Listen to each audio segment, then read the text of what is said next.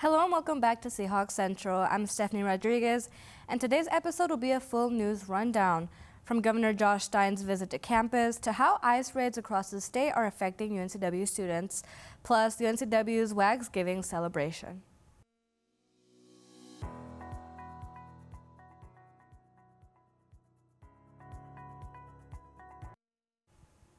We begin with Governor Josh Stein's visit to UNCW's campus on November 20th, meeting with local law enforcement from New Hanover and Brunswick County to discuss how the state can better support their work in keeping communities safe. The roundtable is part of Stein's ongoing push for a comprehensive public safety plan, one that not only strengthens crime response, but also focuses on preventing it before it happens.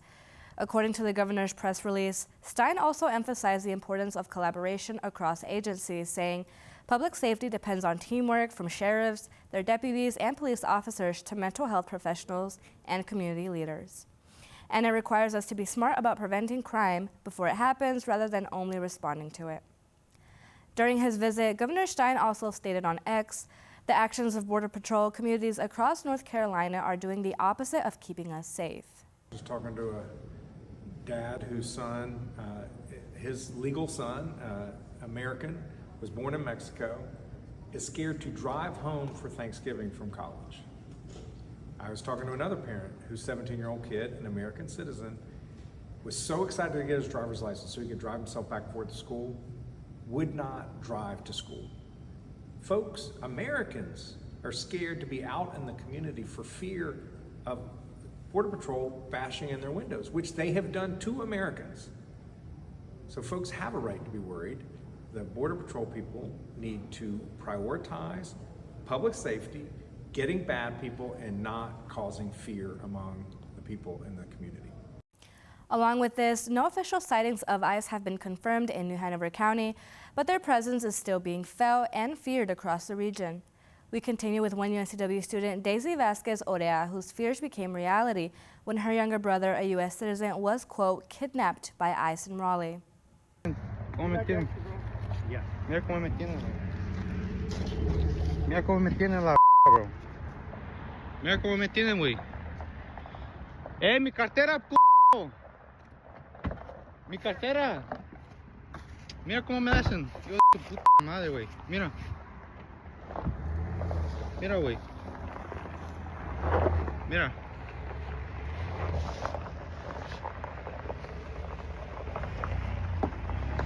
Ch*** su puta madre. Ch*** su puta madre, bro.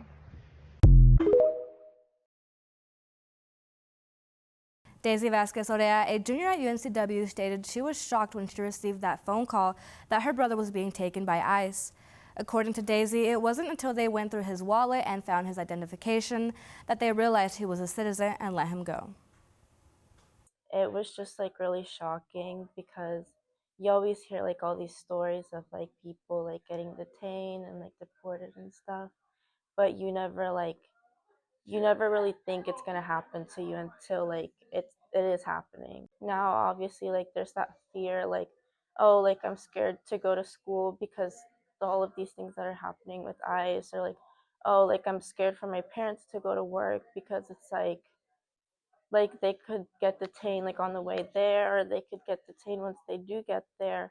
And it's like there's not much we can do because it's like at the end of the day, like my parents still have to go to work because they have to pay bills, or like I still have to come to class because it's like my parents are paying for me to go to class. I feel like that's like kind of like sad to think that like we were going through something in history that we didn't think we were going to go through again.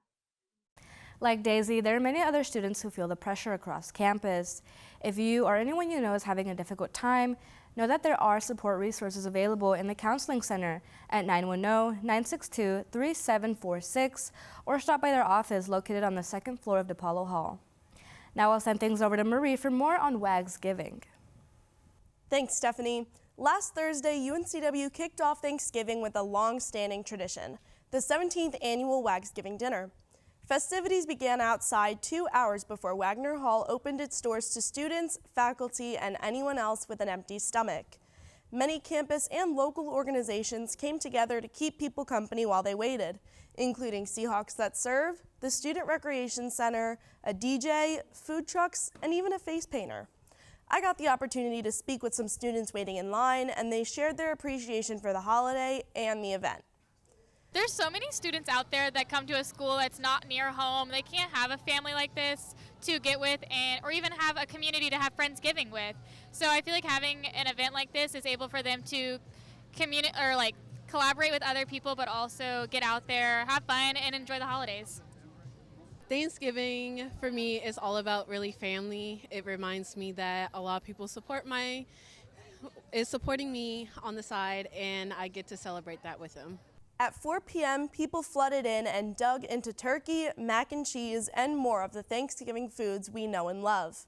Many people had a common favorite. Aside from the food, guests got to partake in other fun activities, such as making flower bouquets and spinning a wheel to win prizes. Overall, Wagsiving was a roaring success and a great way to welcome the holiday season. Stephanie? Thanks, Marie. That's all we have for this week of Seahawk Central. If you have any newsworthy stories, email us at seahawkcentralnews@gmail.com. And be sure to check out our Instagram at Seahawk Central News. We'll see you after Thanksgiving break.